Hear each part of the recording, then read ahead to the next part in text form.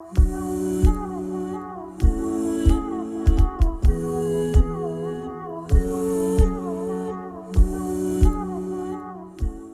اللہ الرحمن الرحیم الحمد للہ رب العالمین والعاقبۃ للمتقین والصلاة والسلام علی سید الانبیاء والمرسلین نبینا محمد وعلی آلہ وصحبہ اجمعین۔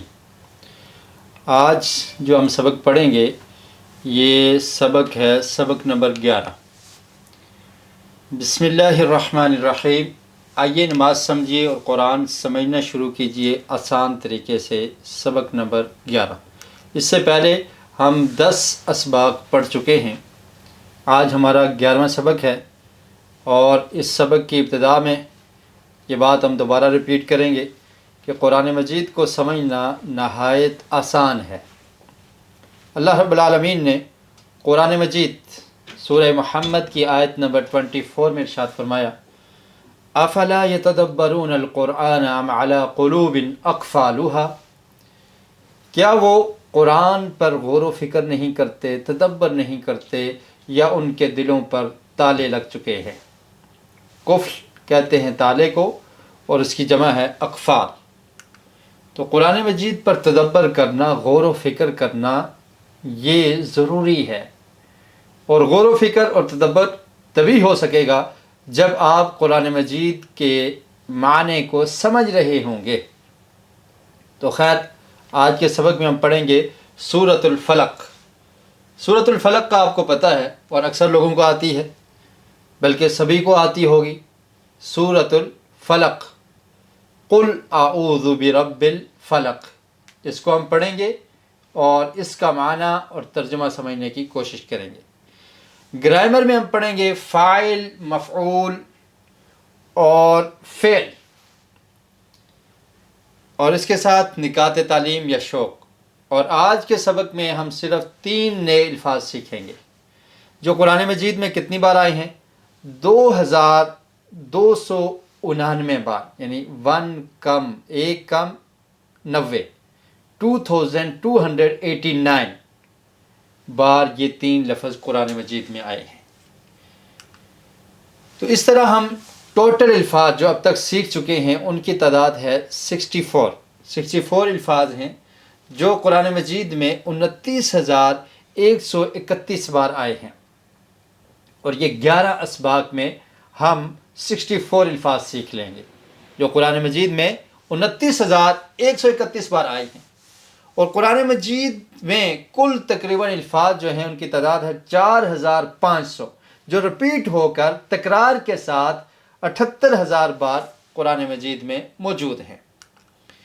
تو سبق کی ابتدا کرتے ہیں۔ اعوذ باللہ من الشیطان الرجیم، بسم اللہ الرحمن الرحیم۔ قل اعوذ برب الفلق من شر ما خلق ومن شر غاسق اذا وقب ومن شر النفاثات في العقد ومن شر حاسد اذا حسد۔ جی، تو سب سے پہلے اس سورت کا تعارف، اس کا نام ہے سورۃ الفلق، اور سورۃ الفلق اور سورۃ الناس کو معوذتین کہا جاتا ہے۔ معوذتین کا مطلب ہے جن 2 صورتوں کے ذریعے پناہ مانگی جائے۔ تعوذ پناہ مانگنا، اعوذ باللہ آپ کہتے ہیں میں اللہ کی پناہ میں آتا ہوں۔ تو معوذتین کا مطلب ہے جن 2 صورتوں کے ذریعے پناہ مانگی جائے، اور وہ کون سی ہیں؟ سورۃ الفلق اور سورۃ الناس، ان دونوں کو معوذتین بھی کہا جاتا ہے۔ ہر نماز کے بعد سورۃ اخلاص اور معوذتین کو پڑھنا، یہ نبی کریم صلی اللہ علیہ وسلم کی سنت ہے۔ ہر نماز کے بعد سورہ اخلاص، سورہ فلق اور سورہ ناس ایک بار پڑھنا، اور مغرب کی نماز کے بعد، یا اگر شام کے اذکار آپ عصر کے بعد کر رہے ہیں تو عصر کے بعد 3 بار، اور پھر فجر کے بعد 3 بار یہ تینوں صورتیں پڑھی جائیں گی، اور اس پر عمل کیا جائے تو نبی کریم صلی اللہ علیہ وسلم کی عظیم سنت پر عمل ہوگا۔ ہر نماز کے بعد سورہ اخلاص، سورہ فلق اور سورہ ناس ایک ایک بار، اور صبح اور شام 3 بار ان کو پڑھنا ہے۔ حضرت عائشہ رضی اللہ تعالی عنہ سے روایت ہے کہ رسول اللہ صلی اللہ علیہ وسلم جب اپنے بستر پر آرام فرماتے تو اپنے ہاتھوں میں پھونکتے اور معوذات پڑھتے اور ان کو اپنے جسم پر پھیر لیتے۔ یہ حدیث صحیح بخاری اور صحیح مسلم میں ہے۔ حضرت عائشہ رضی اللہ تعالیٰ عنہ بیان کرتی ہیں ان النبی صلی اللہ علیہ وسلم کان اذا آوى الى فراشه كل ليلة جمع كفيه ثم نفث فيهما فقرأ فيهما قل هو الله أحد وقل أعوذ برب الفلق وقل أعوذ برب الناس ثم يمسح بهما ما استطاع من جسده يبدأ بهما على رأسه ووجهه وما أقبل من جسده يفعل ذلك 3 مرات۔ فرمایا کہ نبی کریم صلی اللہ علیہ وسلم جب اپنے بستر پر آرام فرماتے تو اپنے دونوں ہاتھوں کو جمع کر لیتے اور پھر سورہ اخلاص کو پڑھتے، قل هو اللہ احد، پھر سورہ فلق قل اعوذ برب الفلق، اور پھر سورہ ناس قل اعوذ برب الناس، اس کو پڑھتے اور پھر اپنے ہاتھوں میں پھونک دیتے اور پھونکنے کے بعد اپنے جسم پر مل لیتے۔ سر سے ابتدا کرتے اور سامنے اور جہاں تک آپ کا ہاتھ پہنچ سکتا تھا آپ جسم پر پھیر لیا کرتے تھے۔ تو یہ عمل کرنا بھی سنت ہے۔ اور ہر قسم کے شر، حسد اور جادو سے بچنے کے لیے یہ بہترین صورت ہے جو خود اللہ تعالیٰ نے ہم کو سکھائی ہے۔ اللہ رب العالمین نے قرآن مجید میں ارشاد فرمایا قل، کہہ دیجئے، کس کو حکم دیا؟ نبی کریم صلی اللہ علیہ وسلم کو، آپ کہہ دیجئے اعوذ برب الفلق، میں پناہ میں آتا ہوں صبح کے رب کی۔ تو اللہ رب العالمین نے ہمیں یہ سکھائی نبی کریم صلی اللہ علیہ وسلم کے ذریعے۔ تو یہ ایک بہترین نسخہ ہے، بہترین صورت ہے جو شر، حسد اور جادو کا علاج ہے اور اس سے بچنے کا ایک ذریعہ ہے۔ ہم میں سے کون ہے جو شرور سے بچنا نہیں چاہتا؟ تو پھر ہم سب کو ان صورتوں کو سمجھ کر پڑھنے کا اہتمام کرنا چاہیے۔ جی، سورۃ الفلق، اس کا ترجمہ قل، قل کا مطلب ہوتا ہے کہہ دیجئے، اعوذ، میں پناہ میں آتا ہوں، برب الفلق، صبح کے رب کی۔ قل کا مطلب ہے کہہ دیجئے، اور یہ قرآن مجید میں سینکڑوں بار آیا ہے۔ 30ویں سپارے میں ہی آخری صورتوں میں دیکھ لیں، قل یا ایھا الکافرون، قل هو اللہ احد، قل اعوذ برب الفلق، قل اعوذ برب الناس، سینکڑوں بار یہ لفظ قرآن مجید میں آیا۔ تو اس کا مطلب کیا ہوگا؟ کہہ دیجئے، آپ کہیں۔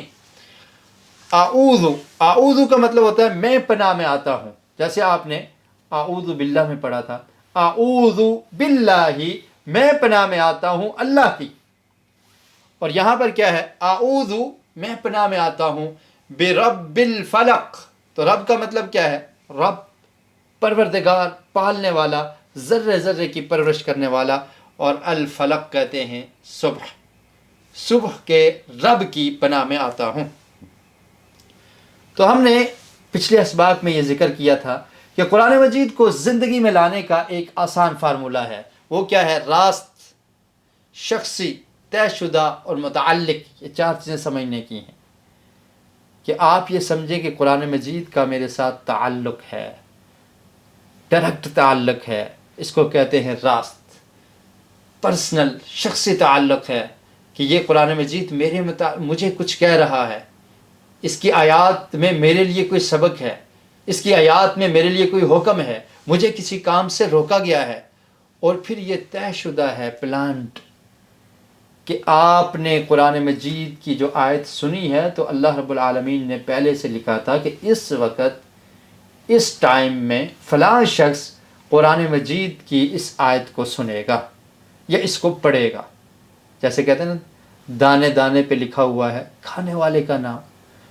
تو اسی طرح پڑھنے اور سننے والے کا نام بھی اللہ نے لکھ رکھا ہے۔ اور متعلق، ریلیونٹ، کہ ان آیات کا ہمارے ساتھ تعلق ہے۔ یہ نہیں ہے کہ یہ آیات کفار کے متعلق، یہ منافقین کے متعلق، یہ اہل مدینہ کے متعلق، یہ مکہ والوں کے متعلق، یہ مشرکین کے متعلق، ہمارے متعلق کیا ہوا؟ ہر آیت میں ہمارے لیے کوئی سبق ہے۔ تو جب آپ قرآن مجید کی آیات کو پڑھیں تو یہ فارمولہ اپنے سامنے رکھیں۔ اور اس کے بعد ایک اور چیز ہم نے بتائی تھی کہ دعا کرنی ہے جب بھی آپ کوئی آیت پڑھیں۔ مثلا یہ آیت آپ نے پڑھی، قل اعوذ برب الفلق، کہہ دیجئے میں پناہ میں آتا ہوں صبح کے رب کی، تو دعا کیجئے کہ اللہ تعالیٰ میں تیری پناہ میں آتا ہوں، تو میری حفاظت فرما، تیرے علاوہ میری کوئی حفاظت کرنے والا نہیں ہے، تو میرا محافظ بن جا، تو مجھے اپنی پناہ عطا کر دے، میں تجھ سے سوال کرتا ہوں، اعوذ، میں تیری پناہ میں آنا چاہتا ہوں۔ اور دعا کے ساتھ کیا کرنا ہے؟ احتساب۔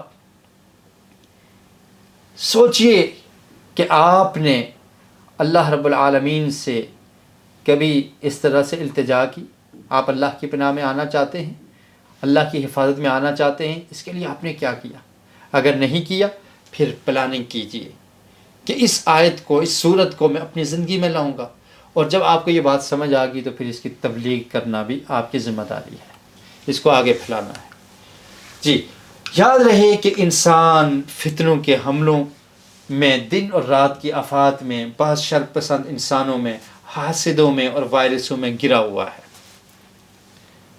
انسان پر فتنے بھی آتے ہیں، دن اور رات میں مصیبتیں اور پریشانیاں بھی آتی ہیں، کبھی کوئی حاسد ہے، کبھی کوئی شر پسند انسان ہے، ان تمام چیزوں میں گرا ہوا ہے۔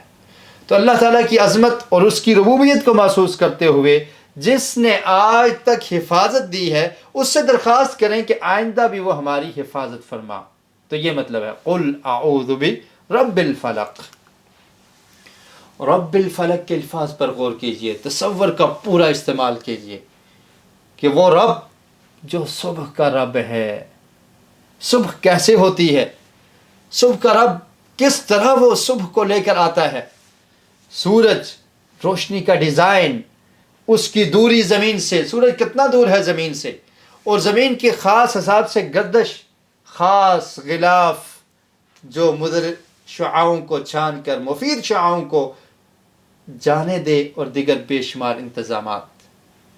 سورج کی ڈائریکٹ شعاعیں انسان پر پڑیں، انسان کی آنکھوں پر پڑیں، اس کی آنکھوں کو متاثر کر سکتی ہیں۔ اللہ رب العالمین نے کتنا بہترین انتظام کیا ہوا ہے کہ اس کی جو مضر شعاعیں ہیں ان کو چھان کر وہ شعاعیں انسان تک پہنچتی ہیں جو اس کو فائدہ دیتی ہیں۔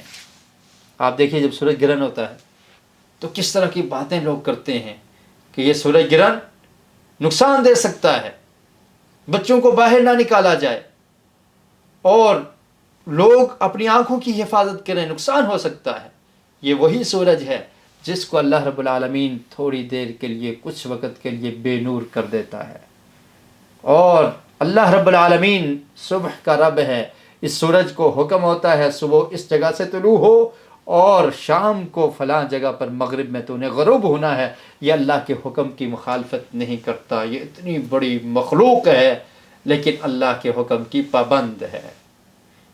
تو وہ رب جو صبح کا رب ہے، اس کو تصور کیجئے کہ اللہ رب العالمین کس طرح سے رات کو ختم کر کے صبح کو ابتدا کرتا ہے اور پھر رات ہو جاتی ہے۔ دوسری آیت، من شر ما خلق، من کا مطلب ہے سے، شر سے، ما خلق جو اس نے پیدا کی، من شر، یہ لفظ قرآن مجید میں 29 سے زائد مرتبہ آیا ہے۔ اور من کا مطلب ہوتا ہے سے، جیسے آپ نے تعوذ میں اعوذ باللہ میں پڑھا تھا، اعوذ باللہ من الشیطان الرجیم، میں اللہ کی پناہ میں آتا ہوں، کس سے؟ من الشیطان، شیطان سے، الرجیم جو مردود ہے۔ تو من کا مطلب کیا ہے؟ سے۔ من اور من کے درمیان فرق کیا ہے؟ من کا مطلب ہوتا ہے سے، اور اس کی مثال اعوذ باللہ من الشیطان الرجیم، اور من کا مطلب کیا ہوتا ہے؟ اس کا ایک معنی ہے کون، جیسے آپ سے سوال ہوگا، قبر میں ہر انسان سے سوال ہوگا، من ربک، تیرا رب، من ربک، تیرا رب کون ہے؟ تو یہ اس میں فرق ہے۔ مزید فرق، من کے ایک معنی ہوتا ہے کون، ہو، اور ایک معنی اس کا ہوتا ہے جو، یہ ہم نے پہلے بیان کیا تھا کہ جو کب معنی کریں گے اور کون کے معنی میں کب من استعمال ہوگا. تو جب شروع میں آ جائے تو من کا مطلب ہوتا ہے کون. اس کی مثال کیا ہے؟ من ربک، تیرا رب کون ہے. لیکن جب کلام کے درمیان میں من آئے تو اس کا مطلب کیا ہوتا ہے؟ جو. جیسے خیرکم من تعلم القرآن وعلمہ، تم میں سے بہترین وہ ہے جو جو قرآن سیکھتا ہے اور سکھاتا ہے. تو یہ من کے دو معنی ہیں جو ہم پہلے پڑھ چکے ہیں.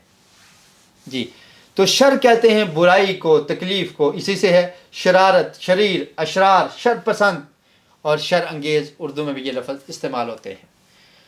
ما کا مطلب کیا ہے؟ ما کا ایک مطلب ہے جو، اور یہاں پر معنی ہوگا جو.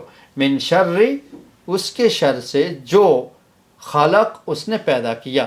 تو ما کے اور بھی معنی ہیں لیکن یہاں پر معنی کیا ہے؟ جو. اور یہ لفظ قرآن مجید میں 2155 بار آیا ہے. ہم نے آپ کو کہا تھا 3 الفاظ سیکھیں گے. قرآن مجید میں کتنی بار آئے ہیں؟ 2299 بار، 2289 بار. تو ابھی ماں کا لفظ آپ نے دیکھ لیا 2155 بار یہ قرآن مجید میں آیا. اور اس سے پہلے جو آپ نے پڑھا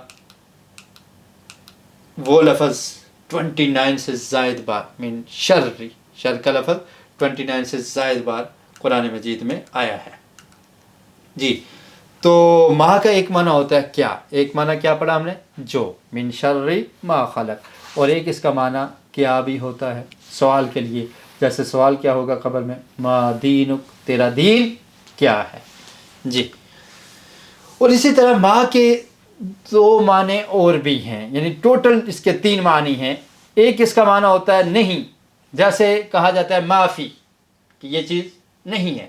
اور دوسرا اس کا معنی ہے کیا، جیسے اس کی مثال کیا ہے؟ مثالوں کے ساتھ آپ نے یاد رکھنا ہے. ما دینک، آپ کا دین کیا ہے. اور تیسرا اس کا معنی کیا ہے؟ جو آج آپ نے پڑھا من شر ما خلق. جی، خلق کا مطلب ہے پیدا کیا. اسی طرح اردو میں بھی یہ لفظ استعمال ہوتا ہے خالق، مخلوق، خلق خدا. تو خلق، اس نے پیدا کیا. یاد رکھیے شر سے ان چیزوں کے جو اس نے پیدا کی، یعنی مخلوق کے شر سے. کیا کہتا ہے انسان؟ من شر، جب یہ صورت پڑھتا ہے من شر ما خلق، کہ میں ہر اس شر سے اللہ رب العالمین کی پناہ میں آتا ہوں، ما خلق، جس کو اس نے پیدا کیا. جو پیدا ہوئے وہ کیا ہے؟ مخلوق ہے. تو تمام مخلوقات کے شر سے میں اللہ کی پناہ میں آتا ہوں. مثلا اللہ تعالیٰ نے انسانوں کو اچھے کام کے لیے پیدا کیا، مگر بعض انسان شر پھیلاتے ہیں. انسانوں کو اللہ نے اچھے کام کے لیے پیدا کیا لیکن بعض انسان کیا کرتے ہیں؟ شر پھیلاتے ہیں. تو ان کے شر سے بھی میں اللہ کی پناہ میں آتا ہوں. اسی طرح ساری جاندار اور بے جان چیزوں کے شر سے. دیکھیں چھوٹا سا جملہ ہے اور کائنات کی ساری مخلوقات کو شامل ہے. اسی لیے کہتے ہیں عربی زبان فصیح اور بلیغ ہے. عرب لوگ اسی لیے اپنی زبان پر فخر کیا کرتے تھے. اور جو غیر عرب تھے ان کو کیا کہتے ہیں؟ عجم، یہ گنگے ہیں. تو فرمایا ما خلق، جو اس نے پیدا کیا انسانوں کے شر سے، جانداروں کے شر سے، جو بے جان ہیں ان کے شر سے، تمام مخلوقات کے شر سے میں اللہ کی پناہ میں آتا ہوں. اور تیسری آیت وَمِن شَرِّ غَاسِقٍ اِذَا وَقَبَ، اور شر سے غاسقٍ، اندھیرے کے، اذا وقب، جب وہ چھا جائے. واو کا مطلب اور ہے، من کا مطلب سے، اور شر کا مطلب آپ پڑھ چکے شر. اور اس کے بعد غاسقٍ کا کیا مطلب ہے؟ اندھیرا. دیکھیے جیسے یہ سکرین کالی ہوگی، اندھیرے سے مراد رات کا اندھیرا ہے.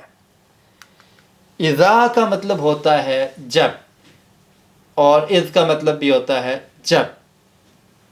وقب، چھا گیا. وقبہ ماضی ہے، فعل ماضی آپ نے پڑھا، اس کا مطلب کیا ہے؟ وقبہ، چھا گیا. جب بولیں گے اذا وقب تو پھر جب ماضی سے پہلے اذا آ جائے تو معنی مضارع کا ہو جاتا ہے. تو لہذا معنی ہوگا چھا جائے، جب چھا جائے.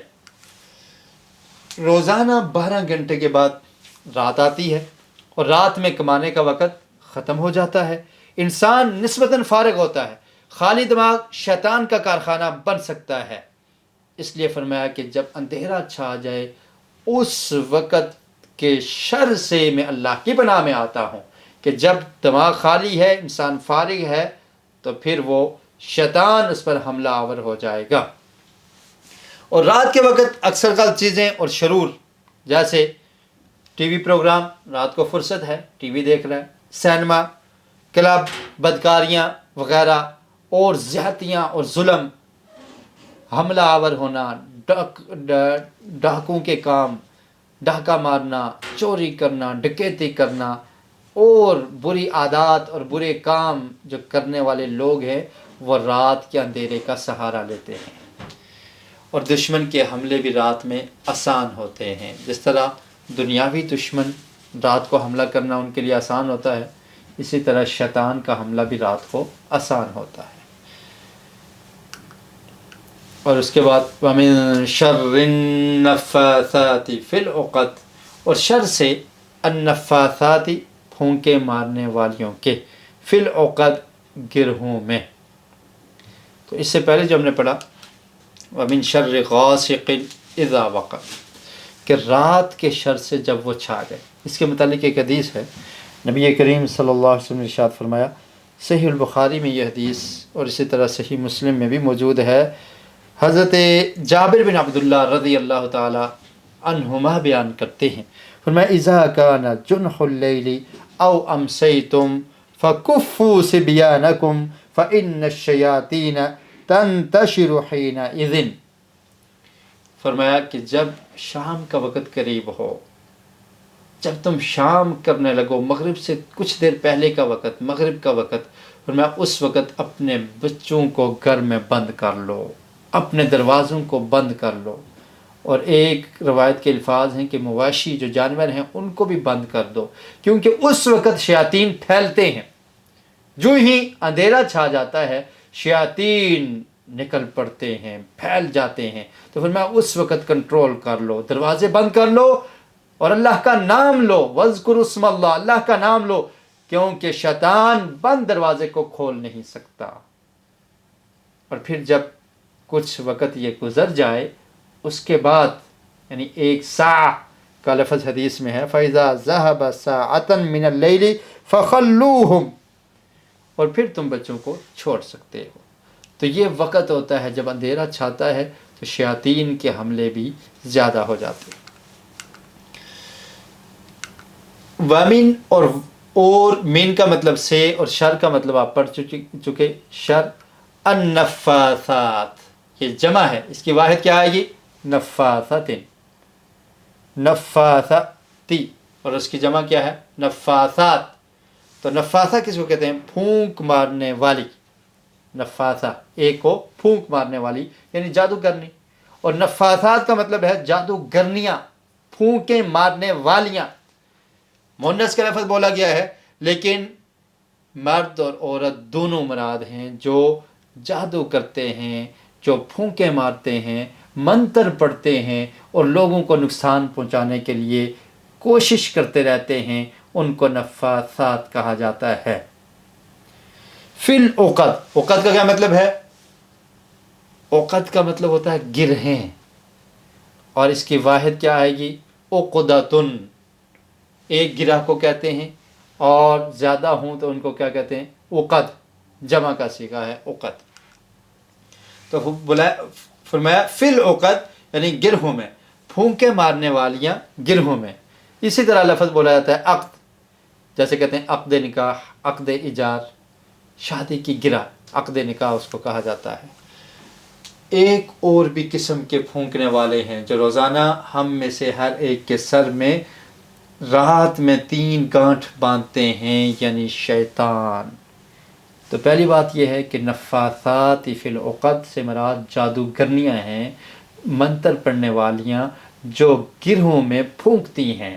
جادوگر عموماً ان کا طریقہ کار یہ ہوتا ہے کہ کسی کے ایسا کپڑا لے لیا جائے جو وہ پہنتا ہے، یا کوئی اس طرح کے دھاگے لے کر تو ان پہ منتر پڑھ کر ان کو گرہ لگا دیتے ہیں۔ حدیث میں لبید بن عاصم یہودی کا ذکر موجود ہے کہ جب اس نے نبی اکرم صلی اللہ علیہ وسلم پر جادو کیا تو آپ کے بال لیے اور ان بالوں پہ جادو کر کے ان میں گرہیں لگا کر ان کو ایک بیابان کنویں کے نیچے جا کر رکھ دیا، اور پھر اللہ رب العالمین نے یہ وحی نازل کی اور آقا علیہ الصلوۃ والسلام کو بتا دیا کہ فلاں جگہ پر جادو ہے، آپ اس کو نکالیں اور یہ صورتیں پڑھیں، آپ کو اللہ تعالیٰ شفا دے دے گا۔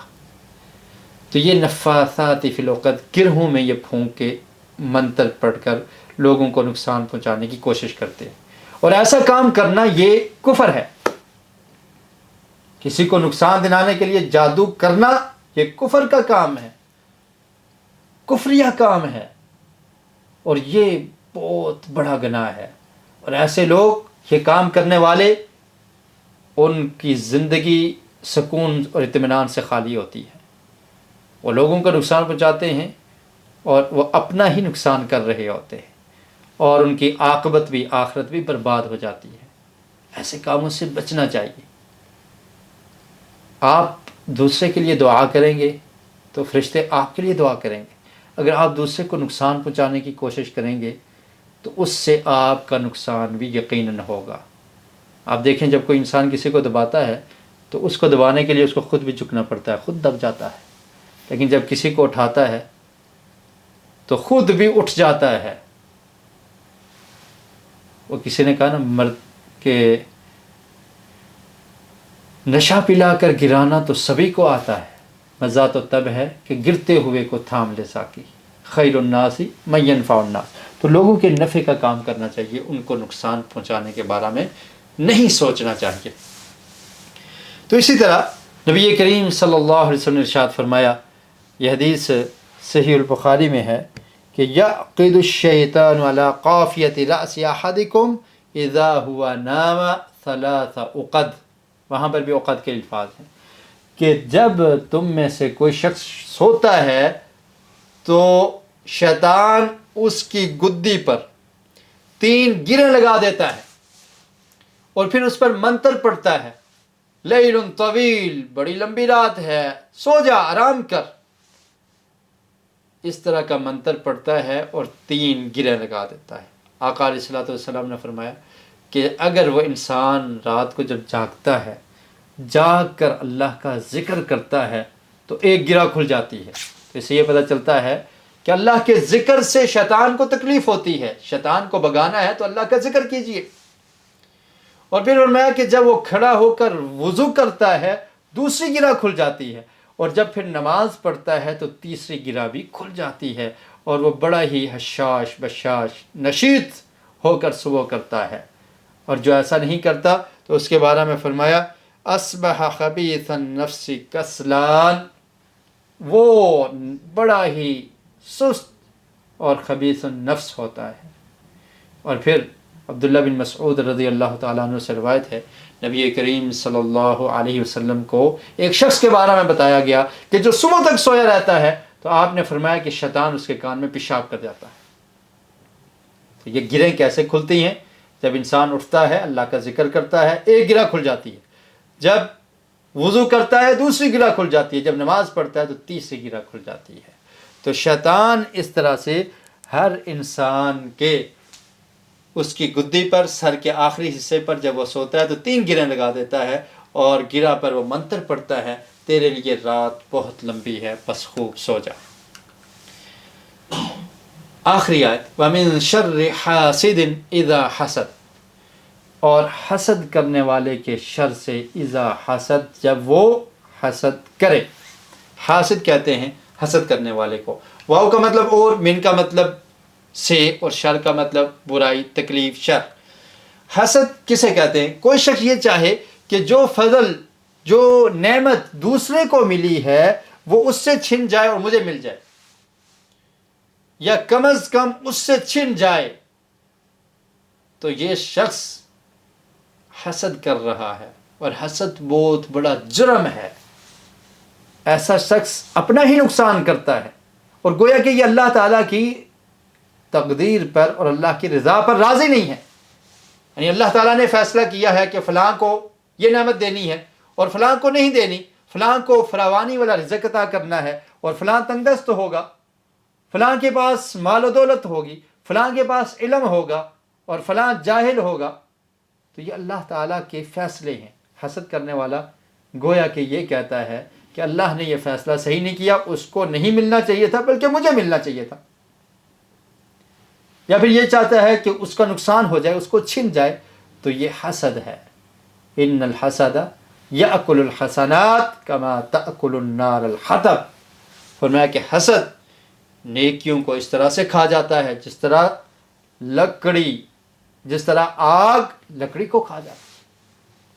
اور ایک دوسری چیز ہے رشک کرنا جائز ہے، کہ کسی شخص کو کوئی نعمت ملی ہے، انسان رشک کرے کہ اللہ تعالیٰ تو نے اسے دی ہے مجھے بھی عطا کر دے، ایسا کرنا درست ہے۔ نبی کریم صلی اللہ علیہ وسلم کا ارشاد ہے لا حسد الا فی اثنتین، دو چیزوں میں حسد کیا جا سکتا ہے، یعنی رشک کے معنوں میں ہے، ایک وہ شخص جس کو اللہ رب العالمین نے قرآن کا علم دیا ہے اور وہ رات اور دن کو اس کی تلاوت کرتا ہے، اس پہ انسان رشک کر سکتا ہے کہ اللہ تعالیٰ تو نے اس کو قرآن کا علم دیا، مجھے بھی عطا کر دے تاکہ میں بھی ایسا ہی کروں۔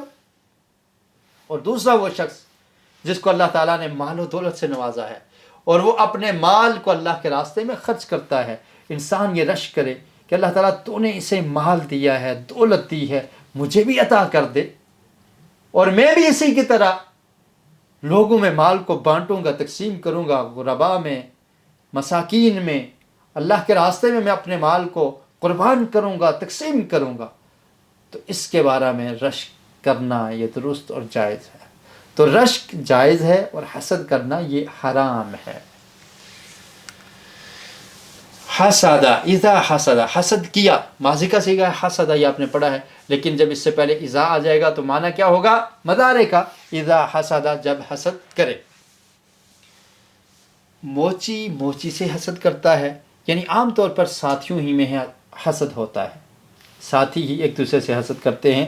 حسد کرنے والا کیا کرے گا؟ یا آپ کا نام خراب کرے گا یا نقصان پہنچانے کی کوشش کرے گا۔ تو دعا کیجئے کہ اللہ تعالیٰ ہمیں حسد کرنے سے بچائے، ہم حسد نہ کریں اور حاسد کے شر سے بھی محفوظ کرے، حاسد کے شر سے بھی بچائے۔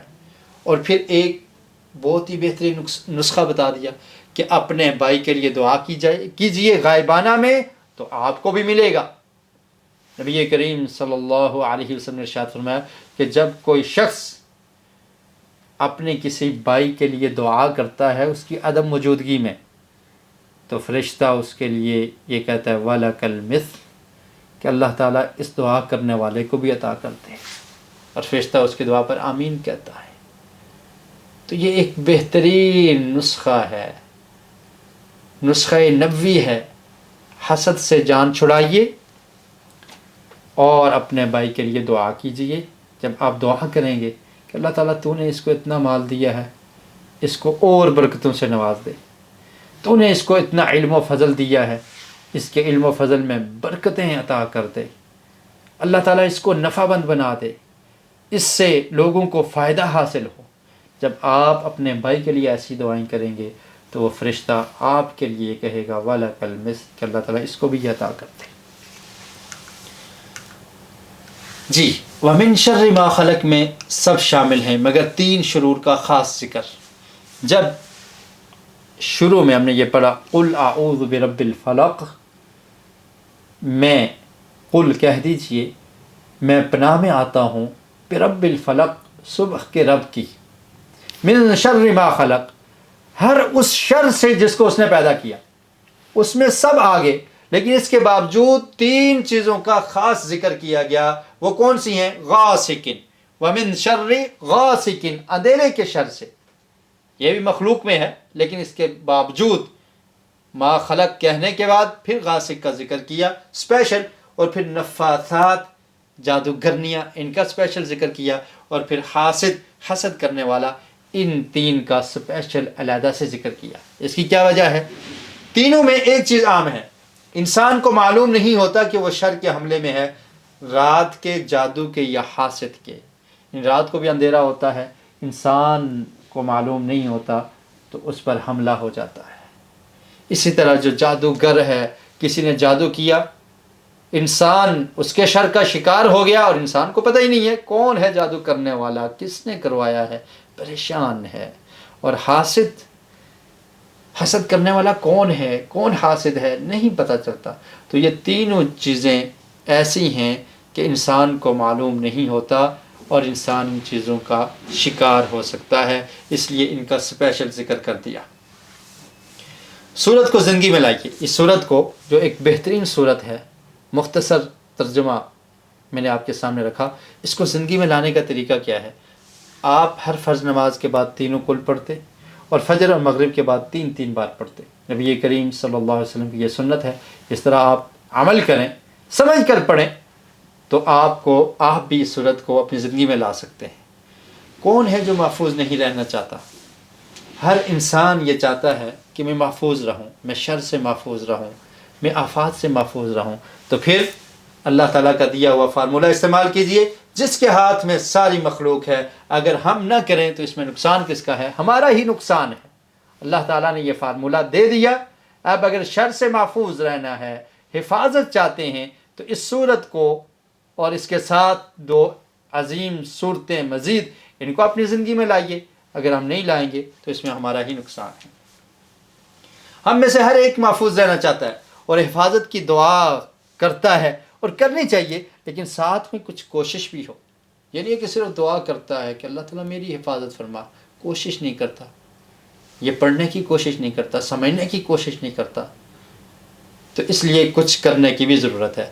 آج خراب انسانوں کا شر اتنا بڑھ گیا ہے کہ کسی ملک میں مسلمانوں کے محلے محفوظ نہیں تو کہیں سارا ملک بھی محفوظ نہیں، ہزاروں بلکہ لاکھوں کی عزتیں محفوظ نہیں، ان کے مال محفوظ نہیں، ان کے بچے اور ان کی جانیں محفوظ نہیں۔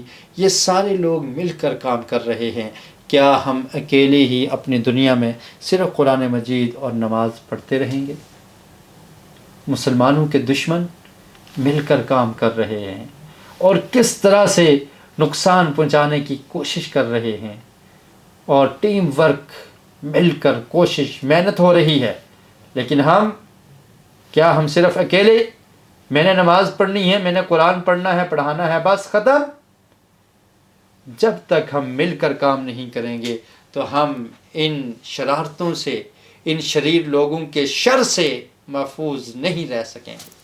اس کے لیے مل کر کام کرنے کی ضرورت ہے۔ کیا ان بڑے بڑے شرور اور منکرات کو روکنے کی صحیح اجتماعی اور تعمیری کوشش میں حصہ نہیں لیں گے؟ بڑے بڑے شرور ہیں، بڑی بڑی منکرات ہیں، بڑے بڑے جرائم ہیں، بڑے بڑے گناہ ہیں۔ ہر انسان یہی کہے کہ وہ کر رہا ہے، اس کو کرنے دو، مجھے کیا پرواہ ہے، تو پورا معاشرہ تباہ ہو جاتا ہے۔ اس کے لیے اجتماعی اور تعمیری کوشش کرنے کی ضرورت ہے، جیسا کہ اللہ کے رسول صلی اللہ علیہ وسلم نے کیا تھا۔ کیا آپ صرف نماز اور قرآن کریم ہی سکھاتے رہے تھے؟ اللہ کے رسول کیا صرف نماز اور قرآن ہی سکھاتے رہے تھے؟ کیا صحابہ کرام رضی اللہ عنہم صرف قرآن مجید سیکھتے تھے اور اپنی نماز اور اپنی ہی دنیا میں مصروف رہتے تھے؟ ایسا نہیں تھا، بلکہ ان کو دوسروں کی بھی فکر تھی، ان کو معاشرے کی تباہی کی فکر تھی۔ انہوں نے معاشرے کو امن دیا، انہوں نے معاشرے کو عدل و انصاف دیا، انہوں نے معاشرے کو شریر لوگوں کے شر سے پاک کر دیا، انہوں نے معاشرے میں امن و امان کو قائم کر دیا، اور معاشرے میں جو منکرات تھی ان کو روکنے کی بھرپور کوشش کی۔ بربادی کے لیے صرف یہی کافی ہے کہ اچھے لوگ کچھ نہ کریں۔ یہ کافی ہے کہ جو اچھے لوگ ہیں وہ بھی ہاتھ پہ ہاتھ دھرے بیٹھے رہیں اور کچھ نہ کریں۔ اور پھر نبی کریم صلی اللہ علیہ وسلم نے ارشاد فرمایا تھا، من رأى منکم منکرا فلیغیرہ بیدہ فإن لم يستطع فبلسانہ فإن لم يستطع فبقلبہ وذلک اضعف الایمان۔ فرمایا جب تم میں سے کوئی برائی کو دیکھے، ہاتھ پر ہاتھ دھرا بیٹھا نہ رہے، بلکہ اس کو روکنے کی کوشش کرے ہاتھ سے۔ اگر ہاتھ سے روکنے کی طاقت نہیں رکھتا، زبان سے روکے۔ اگر زبان سے روکنے کی طاقت نہیں رکھتا، دل میں برا جانے، اور فرمایا کہ ایمان کا کمزور ترین حصہ ہے۔ قرآن مجید پڑھنا، سمجھنا، اس کی تبلیغ کرنا، اس کو پھیلانا، لوگوں کو نیکی کا حکم دینا، برائی سے روکنا، مل کر یہ کام آگے سے آگے بڑھانا، یہ تمام مسلمانوں کی ذمہ داری ہے۔ آج کے اہم نئے الفاظ اور مثالیں جو ہم نے سیکھی. شر کا مطلب برائی، تکلیف، شر انگیزیاں، شر پسند، یہ شرارت، یہ لفظ عام استعمال ہوتے ہیں. تو اس کی مثال کیا ہے؟ من شر ما خلق. ما لفظ جو ہم نے سیکھا 21,155 بار قرآن مجید میں آیا ہے، اور اس کا مطلب آپ نے پڑھا. ماں کا مطلب جو بھی ہوتا ہے، ماں کا مطلب کیا بھی ہوتا ہے، اور ماں نہیں نفی کے معنی میں بھی آتا ہے. تو یہاں پر اس کا معنی کیا ہے؟ جو. من شر ما خلق. گرامر میں ہم پڑھیں گے. اگر آپ کا یہ پہلا پروگرام ہے تو TPI سادہ اور مؤثر طریقہ ہے سیکھنے کے لیے، اور عربی زبان سیکھوں کے لیے آسان ہے، اشارے آسانی کے لیے ہوتے ہیں. سارے دماغ کا استعمال کیجئے، شیطان کو بیچ میں مت آنے دیجئے. دعا کیجئے رب زدنی علما، اور پھر گہری سانس لیں شوق اور محبت سے. یہ چیزیں ہم پہلے پڑھ چکے ہیں. اسم کس کو کہتے ہیں؟ کس چیز کے نام کو. فعل جس سے کام کے ہونے یا کرنے کا پتہ چلے، جیسے فاتحہ، یعملون. حرف جو اسم اور فعلوں کو ملانے کے لیے آئے. جی عربی میں اکثر فعل 3 حرف سے بنتے ہیں، جیسے فاعل، فعل، نصر، فتح، ضرب. جی اور فعل کی اقسام بھی آپ نے پڑھی تھی. فعل ماضی جو گزر گیا، جو ہو گیا، جو ہو چکا. فعل مضارع جو ہو رہا ہے یا ہوگا. اور پھر کیا تھا؟ فعل امر جس میں کسی کام کا حکم دیا جائے. فعل نہیں جس میں کسی کام سے روکا جائے. اور اس کی پریکٹس بھی ہم کر چکے ہیں، دوبارہ کر لیتے ہیں. فعل ماضی کے جو صیغے ہیں، فعل، فعلو، فعلت، فعلتم، فعلتو، فعلنا. اس کے بعد مضارع کے لیے یفعلون، یفعلون، یفعلو، یفعلون، تفعلو، تفعلون، افعلو، نفعلو. اور پھر امر کے لیے افعل، افعلو، اور نہیں لا تفعل، لا تفعلو. جی فعل سے بننے والے اسم. اب ہم 3 حروف فا عین لام سے اسم فاعل، اسم مفعول اور مصدر بنانا سیکھیں گے. آج ہمارا یہ سبق ہوگا. فاعل کسے کہتے ہیں؟ فاعل کہتے ہیں کرنے والا. کرنے والے کو کیا کہتے ہیں؟ کوئی بھی کام کرنے والا، اس کو کیا کہتے ہیں؟ فاعل. اپنے سیدھے ہاتھ سے اس طرح دکھائیں گویا کہ آپ دے رہے ہیں. یہ فاعل کا اشارہ ہوگا. ایک وقت تھا جب مسلمان دنیا کو علوم و فنون فراہم کرتے تھے، مگر اب اس کا الٹ ہے، کیونکہ ہم نے قرآن کریم کو چھوڑ دیا ہے. اس کو صرف چند مقاصد کے لیے، تعویذ بنانے کے لیے، ختم دینے کے لیے، برکت کے لیے گھر میں بند کر کے رکھ دیا گیا ہے. اس کو کھولا نہیں جاتا، اس کو پڑھا نہیں جاتا، اس کو سمجھا نہیں جاتا، اس کی آیات پہ غور و فکر اور تدبر نہیں کیا جاتا. اس لیے ہم پیچھے رہ گئے. وہ معزز تھے زمانے میں مسلمان ہو کر، اور ہم خوار ہوئے تارک قرآن ہو کر. ہاتھ اوپر اور لینے والے کا نیچے. اوپر والا ہاتھ افضل ہے. نبی کریم صلی اللہ علیہ وسلم نے فرمایا الید العلیٰ خیر من الید السفلیٰ. تو اوپر والا ہاتھ یہ فاعل کا اشارہ ہے. اور کچھ کریں تو دینے والے بن سکتے ہیں. اگر آپ کچھ کریں گے تو آپ بھی دینے والے بن سکتے ہیں. یاد رکھیے کہ دینا ہی بہتر ہے. تو فاعل کے لیے اس میں فاعل کا لفظی معنی ہوگا کام کرنے والے کا نام. آج ہم اس میں فاعل سیکھیں گے. تو اسم فاعل کا مطلب کیا ہے؟ کام کرنے والے کا نام. تو فاعل کہتے وقت آپ اس طرح دکھائیں گویا کہ آپ دے رہے ہیں، یعنی کچھ کر رہے ہیں. ایسے ناصر، خالق، عابد، ظالم. یہ فاعل کا اشارہ. اور مفعول کا اشارہ یہ ہوگا جیسے آپ کچھ لے رہے ہیں. تو اسم فاعل یہ واحد کیا ہے؟ ناصر واحد ہے، اس کی جمع کیا آئے گی؟ ناصرون، ناصرین. اور خالق واحد ہے، اس کی جمع کیا آئے گی؟ خالقون، خالقین. عابد، عابدون، عابدین. اس کی جمع ہے حافظ، حافظون، حافظین.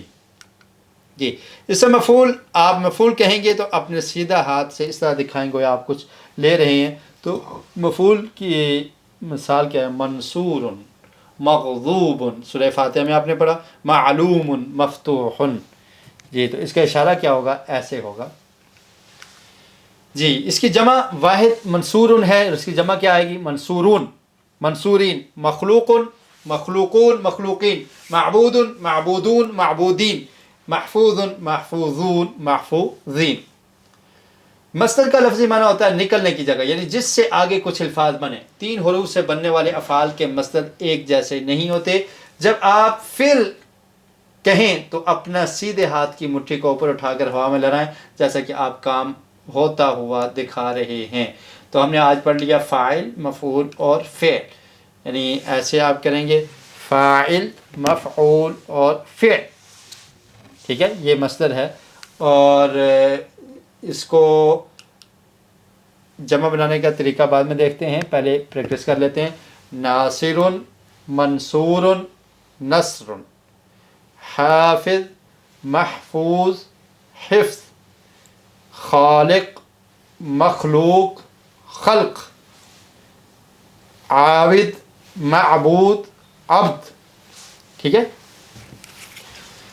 اب آتے ہیں جمع بنانے کا ایک طریقہ، واو نون اور یا نون بڑھائیے. یہ آپ نے پہلے بھی سیکھا ہے. جیسے مسلمون کی جمع کیا آئے گی؟ مسلمون، مسلمین.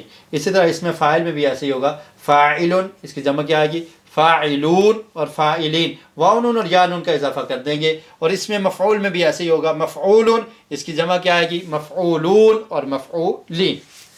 جی، تو فعل برائے واحد مذکر آتا ہے فعالہ، یہ آپ نے سیکھا تھا. تو مؤنث کے لیے کیا آئے گا؟ فعالت.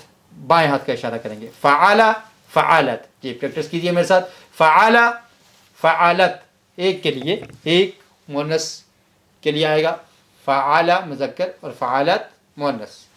اس نے کیا اور اس عورت نے کیا. جی، ہوا فعالہ، ہوا کا مطلب ہوتا ہے وہ، ہوا فعالہ، اور ہیا فعالت، تا آخر میں لگے گی. فرق اتنا ہے جیسے عورتوں کے نام میں بھی ہوتا ہے عورت، نگہت، نزہت، اور یہ ساتھ میں پھول لگا کر آپ کو مزید بتا دیا کہ یہ تا تانیث ہے. جی، اب اس میں آپ نے یہ دیکھنا ہے کہ تفعلو کا مطلب ہوتا ہے وہ کرتی ہے، اور یہ تفعلو واحد مذکر کے لیے بھی آتا ہے. تو اس کی ہم پریکٹس کرتے ہیں. فعل، فعلو، فعلتا، فعلتم، فعلتو، فعلنا. اور اس کے بعد کیا ہے؟ فعلت، ایک عورت کے لیے. ٹھیک ہے. اور اس کے بعد یفعلو میں، فعل مضارع میں، یفعلو، یفعلون، تفعلو، تفعلون، افعلو، نفعلو، اور تفعلو. تو تفعلو واحد مذکر کے لیے بھی آتا ہے اور تفعلو مؤنث کے لیے بھی آتا ہے. جی، آگے فعل امر تھا، افعل، افعلو، لا تفعل، لا تفعلو. اور پھر آج کا سبق فاعل، مفعول اور فعل، اس کی آپ پریکٹس کریں گے، انشاءاللہ سیکھ لیں گے. اور مؤنث کے لیے تفعلو کا استعمال، یہ دیکھیں ہم نے کہا تھا انت تفعلو، لیکن مؤنث کے لیے کیا ہوگا؟ جب ایک کے لیے آپ بولیں گے فعل مضارع میں، ہی تفعلو، انت تفعلو، ہی تفعلو، ایک ہی لفظ ہے، لیکن یہ مؤنث کے لیے بھی استعمال ہوتا ہے، مؤنث غائب کے لیے اور واحد مذکر کے لیے. اس کی پریکٹس پھر ایسے کر لیں، ہوا فعل، ہی فعلت، ہی فعلت. اور اس کے بعد ہے ہوا یفعل، ہی تفعل. اور پھر انت تفعل، ہی تفعل، انت تفعل، ہی تفعل، سیم. جی، ہوا فعل، ہی فعلت، ہوا یفعل، ہی تفعل، اور انت تفعل، ہی تفعل. نقطہ تعلیم، ہمارے ذہن کی قابلیت بہت زیادہ ہے، زیادہ تر ہم کام میں نہیں لاتے. یہ پہلے ہم پڑھ چکے ہیں نقطہ، اس کی وضاحت زیادہ نہیں ہوگی. 95% ذہن میں یاد رہے گا اگر ہم پڑھیں گے، لکھیں گے، بولیں گے، دیکھیں گے اور کریں گے. یہ بھی ہم پہلے پڑھ چکے ہیں. زیادہ سے زیادہ بجلیاں چمکائیے تو آپ زیادہ سیکھ پائیں گے. گہری سانس لیجئے، اس سے آپ کا دماغ فریش ہوگا. بڑا اور رنگین سوچئے، محبت اور شوق کے ساتھ کیجئے، لفظوں کو ان کی مثالوں کے ساتھ یاد کیجئے. آج کا نقطہ کیا ہے؟ آپ جو بھی یاد کریں آپ بھول جائیں گے. جو بھی یاد کریں کیا ہوگا؟ بھول جائیں گے. اس لیے آپ کو دہرانے کی ضرورت ہے. اگر انسان بھولے نہ تو پھر دہرانے کی ضرورت نہیں ہوتی.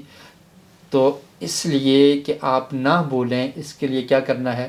سبق کو رپیٹ کرنا ہے، دہرانا ہے. اور دہرانا بہت ضروری ہے، مگر دہرانے کا طریقہ جاننا اس سے بھی زیادہ ضروری ہے. دہرانا ضروری ہے لیکن دہرانے کا طریقہ، رپیٹ کرنے کا طریقہ کیا ہوگا، یہ اس سے زیادہ جاننا ضروری ہے. آج ہم وہ آپ کو طریقہ بتاتے ہیں.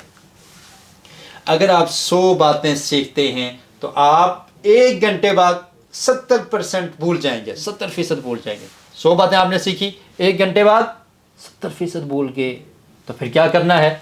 کرنا یہ ہے کہ 1 گھنٹے بعد آپ دہرا لیں.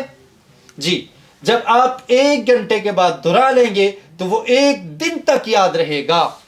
1 گھنٹے کے بعد دہرا لیا تو پھر کیا ہوا؟ 1 دن تک یاد رہے گا. 1 دن کتنا لمبا وقت مل گیا. لیکن پھر کیا ہوگا؟ 1 دن کے بعد آپ 70% پھر بھول جائیں گے.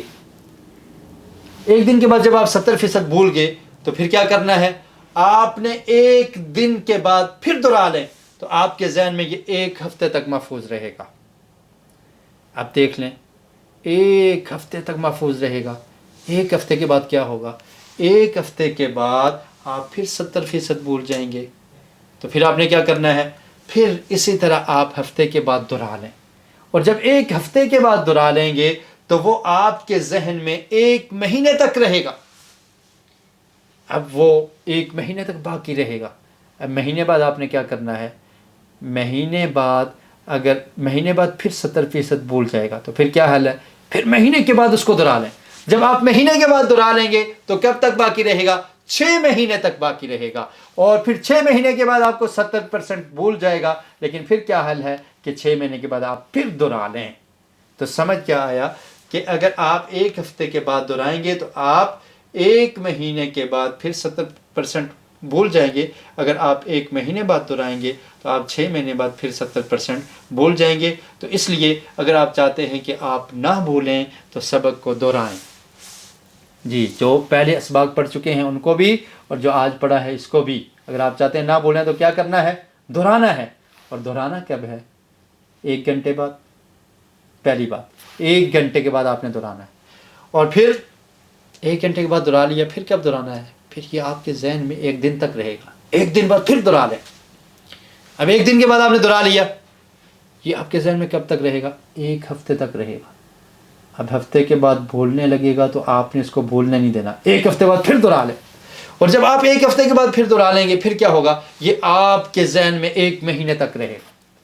اور 1 مہینے کے بعد جب بھولنے لگے گا 70% بھول جائے گا تو آپ نے کیا کرنا ہے؟ اس کو پھر دہرا لینا ہے. جب پھر دہرائیں گے تو یہ 6 مہینے تک آپ کے ذہن میں رہے گا. تو یہ بات سمجھ آئی کہ 1 گھنٹے کے بعد دہرائیے, 1 دن کے بعد دہرائیں, 1 ہفتے کے بعد دہرائیں, 1 مہینے کے بعد دہرائیں اور پھر 6 مہینے کے بعد بھی دہرائیں. پھر نہیں بھولے گا انشاءاللہ. اس لیے ہم نے کچھ ہوم ورک تجویز کیے تھے. یہ بہت آسان ہیں اور انہیں ہر کوئی کر سکتا ہے. تو یہ جاننے کے لیے آپ کو اگلا سبق دیکھنا پڑے گا. آج کا سبق ہمارا ختم ہوا. آج کے سبق سمیت ہم نے کتنے الفاظ سیکھ لیے ہیں؟ 64 الفاظ ہم نے ان 11 اسباق میں سیکھے ہیں جو قرآن مجید میں 29,131 بار آئے ہیں. ہمارے ساتھ رہیے, مزید سیکھتے رہیے. اللہ رب العالمین ہمیں صحیح معنوں میں قرآن مجید کو سیکھنے کی, پڑھنے کی, سمجھنے کی, اس پر عمل کرنے کی اور اس کو نشر کرنے کی, اس کی تبلیغ کرنے کی ہمیں توفیق نصیب فرمائے. وآخر دعوانا ان الحمد للہ رب العالمین. سبحانک اللہم وبحمدک اشہد ان لا الہ الا انت استغفرک واتوب الیک.